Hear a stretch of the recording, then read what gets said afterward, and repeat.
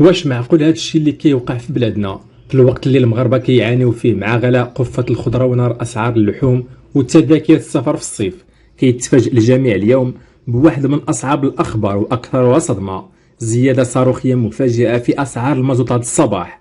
السلام عليكم خوتي وخواتاتي ومرحبا بكم في فيديو جديد.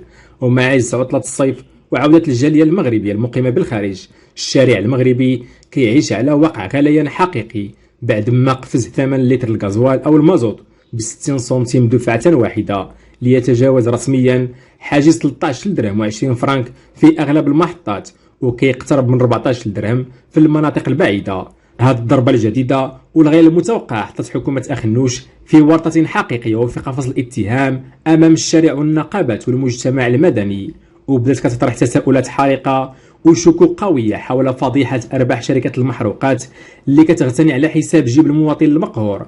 واش هذه سيبه حقيقيه وفشل حكومي تام في المراقبه، ولا الشركات ولات اقوى من الدوله ومن مجلس المنافسه؟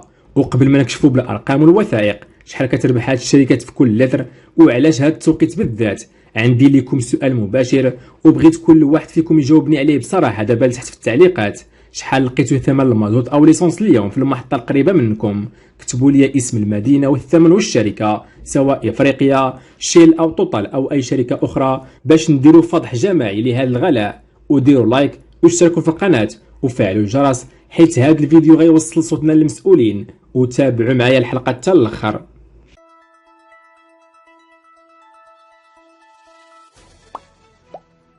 دير لايك للفيديو واشترك في القناة وفعل زر الجرس باش يوصلك انت الاول الاخبار المغربية. خوتي اجيو نفهموا هذا اللغز اللي كيدوخ العقول.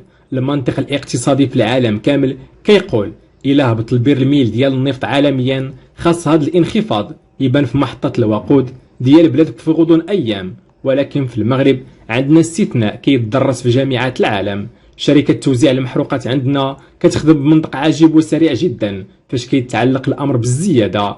بمجرد ما كيرتفع البرميل العالميا بسنتيمات كتلقى الاسعار في المحطات الوطنيه تغيرات في نفس الليله قبل ما يسالي الغازوال اللي كاين اصلا في الخزانات تحت ارضيه واللي تشرى بالثمن القديم الرخيص. اما فاش كينخفض السعر عالميا لاسابيع طويله كيديروا عين ميكا وكيبقاو مثبتين الاسعار طالعه، ولا كرموا علينا كينقصوا لينا 10 او 15 سنتيم محتشمه. هاد الزياده الصاروخيه ديال هاد الصباح ب 60 سنتيم دفعه واحده كتجينا في وقت كيعيش فيه المواطن اسوأ ايام الجفاف والغلاء وصعوبه التنقل. هاد التناقض الصارخ كيخلق علامات استفهام كبرى حول دور وزاره الانتقال الطاقي ومجلس المنافسه. واش هاد الاجهزه ولات عاجزه تماما على ضبط جشع لوبي المحروقات في بلادنا؟ خليونا نكشفوا المستور ونتكلموا بالارقام اللي كتخبيها الشركات. العديد من التقارير السابقه وحتى تقارير برلمانيه كشفت باللي شركات المحروقات في المغرب كتحقق ارباح وصفت بالخياليه وغير الاخلاقيه منذ قرار تحرير الاسعار اللي اتخذته الحكومه السابقه سنه 2015. تخيلوا معايا يا اخواني، بعض الخبراء الاقتصاديين كيأكدوا باللي هامش الربح ديال هاد الشركات تضاعف لمرات ومرات، وفي الوقت اللي خاص الدوله تدخل لفرض تسقيف الارباح بمعنى تحديد سقف للربح للشركات في كل لتر حمايه للمواطن البسيط، كنلقاو صمت حكومي مريب كيشجع هاد الشركات على التمادي. والمشكل الكبير هو تضارب المصالح. رئيس الحكومه الحالي عزيز اخنوش هو في نفس الوقت الفاعل الرئيسي والاول في قطاع المحروقات في المغرب عبر مجموعه شركات افريقيا. هذا الوضع البنيوي كيخلي المواطن العادي كيحس بنوع من الاحباط والظلم وكيتساءل كيف لرئيس حكومه كتملك عائلته اكبر شركه محروقات في البلاد انه يتخذ قرار جريء كيضر بارباح الشركات لصالح جيب المواطن. هنا كتكمل الورطه السياسيه الحقيقيه اللي كيعيشها اخنوش هاد الايام امام الشارع المغربي.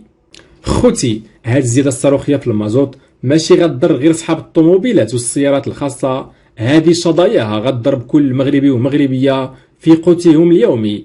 اول المتضررين هما مهنيي النقل، اصحاب الطاكسيات الكبيره والصغيره، حافله النقل الحضري وشاحنات نقل البضائع والخضر. هاد المهنيين اليوم كيلقاو راسهم مجبرين اما على زياده تسعيرات الركوب على المواطن، وهنا غنرجعوا لفوضى التذاكر اللي هضرنا عليها في الحلقات الماضيه، او انهم غيدخلوا في اضرابات واحتجاجات غتشل حركه السير والاقتصاد وفوق هذا الشيء فاش كيزيد المازوت كتزيد تكلفة نقل الخضرة والفواكه من الضيعات الفلاحية في سوس الغرب نحو أسواق الجملة في الدار البيضاء والرباط وطنجة، يعني مباشرة غلاء جديد وصاروخي في البطاطا والمطيشة والبصلة واللحم هذا الويكاند. الدعم اللي كتقول الحكومة باللي كتعطيه للمهنيين النقل أثبت الفشل الذريع ديالو، لأنه ببساطة ما كيوصلش لجميع المهنيين الحقيقيين، والنتيجة هي غلاء معيشي متواصل كيدمر ما تبقى من القدرة الشرائية للطبقة المتوسطة والفقيرة.